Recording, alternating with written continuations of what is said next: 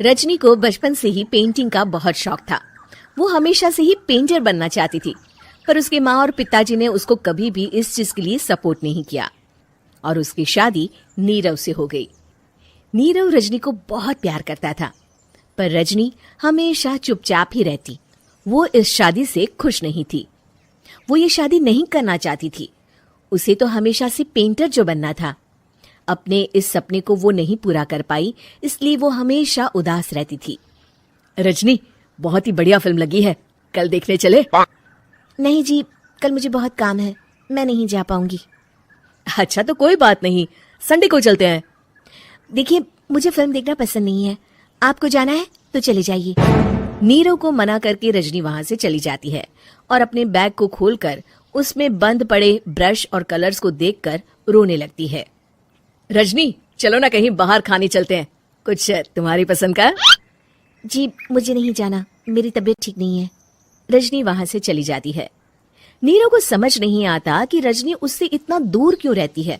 वो जब भी उसके साथ वक्त बिताना चाहता है, रजनी कोई ना कोई बहाना बना देती है। एक दिन घर पर कोई नहीं था। रजनी घर का सारा काम जल्दी से खत्म कर लेती है। घर पर अकेले होने के कारण वो सोचती है कि वो आज पेंटिंग करेगी। वो अपने कमरे में जाकर पेंट ब्रशेस और कलर्स निकालकर जैसे ही कलर मिक्स कर रही होती है कि दरवाजे पर बेल बज जाती है। अब कौन आ गया इस वक्त? इतनी मुश्किल से तो मुझे पेंट करने का मौका मिला है। रजनी दरवाजा खोलती है तो उसकी सास अपनी सहेलियों के साथ खड़ी होती है और सब घर के अंदर आ जाते हैं। अरे बहू, सबको शरबत बनाकर पिला दे, बाहर तो बड़ी गर्मी है। उफ। जी। रजनी पेंट ना कर पाने से उदास हो जाती है। उसे गुस्सा भी आ रहा होता है कि उसने इस शादी के लिए हाँ क्यों कह दी। वो रसोई में जा रही होती है कि उसकी सास उसे रोकती है। बहू, सबके खाने का भी इंतजाम कर लेना, आज का लंच तो ये सब यहीं करेगी। हाँ। रजनी बिना कुछ कहे रसोई में चली जाती है। सबके लिए खाना बनाती है। सब खाना खाते हैं और रजनी घड़ी देखती है कि ये सब कब जाएंगे ताकि वो अपनी पेंटिंग कर सके। जब शाम होती है तब सब चले जाते हैं अपने घर। अरे बहू, सब तेरे खाने की तो बहुत तारीफ कर रहे थे, सबको बहुत अच्छा लगा खाना।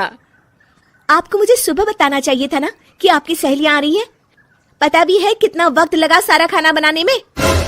अरे बहू, तू ऐसे कैसे बात कर रही है मुझसे? तो और कैसे बात करूं? मैं इस घर की कोई नौकरानी नहीं हूं कि इतना काम करूंगी।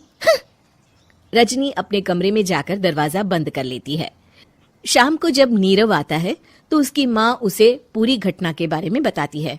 क्या रजनी ने आपसे इस तरह बात की माँ?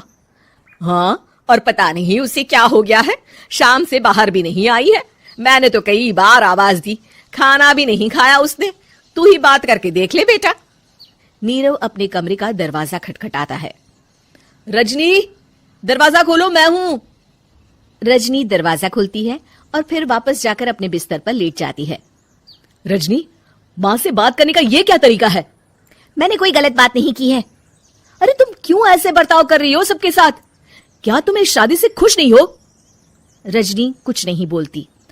अरे बताओ मुझे रजनी, क्या ये शादी तुम्हारी मर्जी के खिलाफ हुई है? हाँ, मैं ये शादी कभी नहीं करना चाहती थी। तुमसे क्या, मैं किसी से भी शादी नहीं करना चाहती थी। रजनी रोने लगती है। चुप हो जाओ रजनी, बताओ मुझे, तुम क्यों नहीं करना चाहती थी शादी? रजनी बेड के नीचे से अपने पेंटिंग्स, कलर्स, ब्रश, पेपर्स निकालती है। इतने में उसकी सास भी कमरे में आ जाती है। ये देख रहे हो, ये थे मेरे सपने। मैं पेंटर बनना चाहती थी, पर माँ पापा ने कभी सपोर्ट नहीं किया और मेरी शादी करवा दी।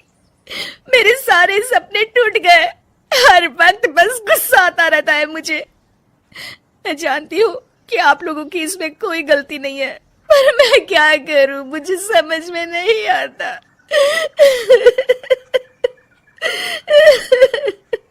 रजनी फूट फूट कर रोने लगती है। मुझे माफ कर दीजिए, आप दोनों के साथ मैं बहुत बुरा बर्ताव कर रही हूँ। अरे रजनी बेटा, चुप हो जाओ तुम। नीरव पानी लेकर आता है। ये लो पानी पियो और शांत हो जाओ। रजनी पानी पीती है और उसकी सास पेंटिंग्स देख रही होती है। अरे नीरव, हमें तो पता ही नहीं था कि हमारी बहू कलाकार है। अरे कितनी अच्छी पेंटिंग्स बनाई है देखो तो। ये वाली तो मैं अपने कमरे में ले जाऊंगी। आपको ये पेंटिंग्स अच्छी लगी? अच्छी नहीं, बहुत अच्छी लगी। और तुमने हमें बताया क्यों नहीं? तुम जब चाहे पेंटिंग कर सकती हो रजनी। हम तुम्हारे सपनों को पूरा करने में तुम्हारा पूरा साथ देंगे। हाँ बेटा, हम कला की कद्र करते हैं। हम कलाकार तो नहीं, पर मुझे गर्व है कि मेरी बहू एक कलाकार है। रजनी, नीरव और सास तीनों हंस पड़ते हैं।